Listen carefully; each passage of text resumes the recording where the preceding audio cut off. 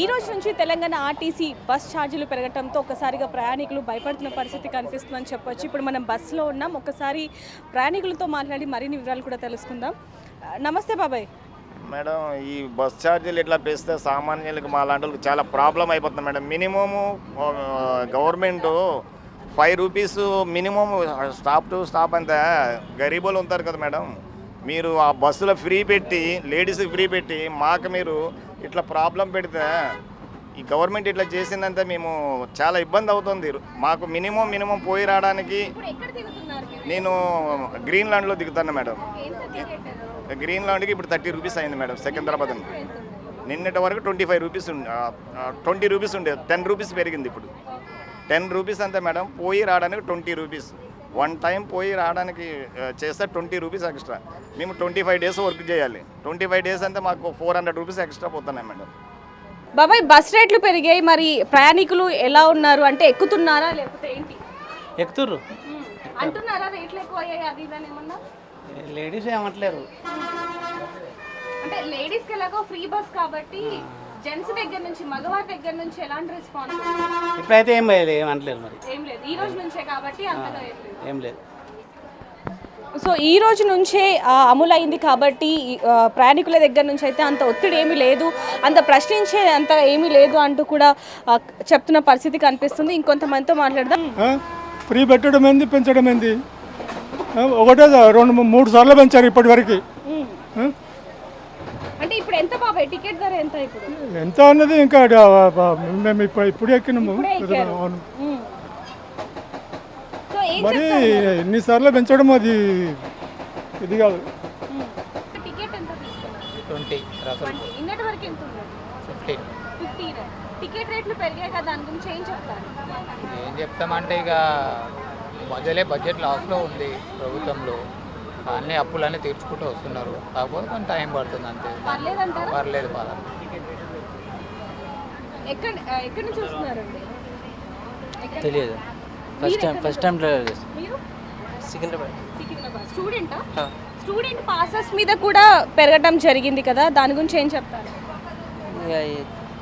650 ఉండేది మామూలుగా, 650 రూపీస్ ఇచ్చిన ఛార్జీలు తీసుకున్నట్టు ఇప్పుడు 700 తీసుకుంటారు. 700 ప్లస్ మళ్ళీ 50 రూపీస్ ఎక్స్ట్రా. అది గవర్నమెంట్ చేసిన అప్పులకి మా మీద భారం వేసేసి చేయడం తప్పే.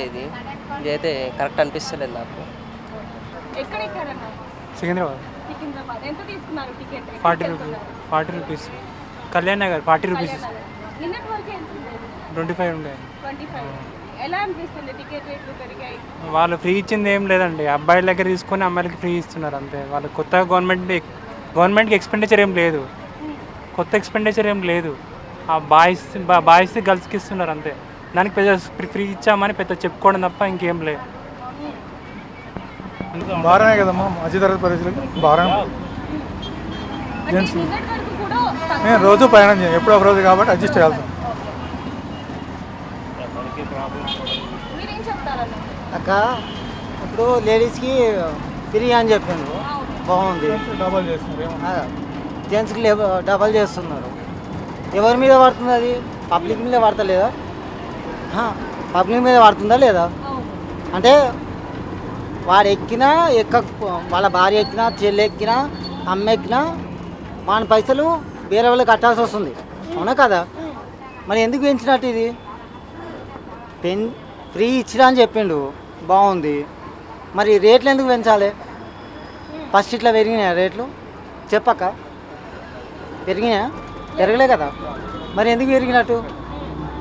అంటే జనాలు గొర్రెల లెక్క. అంటే ఇప్పుడు నేను చెప్పేది ఏంది, పబ్లిక్ ఓటేసి గెలిపించిండు, ఫ్రీ అని చెప్పిండు. ఎవరి మీద పెంచిండు? పబ్లిక్ మీదే కదా. అంటే ఇప్పుడు మా అక్క చెల్లె ఎక్కితే మేము టికెట్ పే చేసుకుంటే ఎంత? 40 రూపాయలే పోతుంది. ఇప్పుడు రోజు ట్రావెల్ చేసినోడు ఎంత పే చేయాలి చెప్పు? అంతే కదా, గొర్రెలే కదా. ఇప్పుడు ఆయన మాట మీద నమ్మి ఓట్లు వేసిండ్రు. గొర్రెలు ఎవరు? వాళ్ళు ఆధార్ కార్డు పట్టుకొని వచ్చి ఎక్కుతారు. ఎవరు పే చేస్తారు? లేబర్ పని చేసుకునేటోడి మీద ఇప్పుడు 15 రూపాయలు టికెట్ నాకు, ఇప్పుడు 45 రూపాయలు పడుతుంది.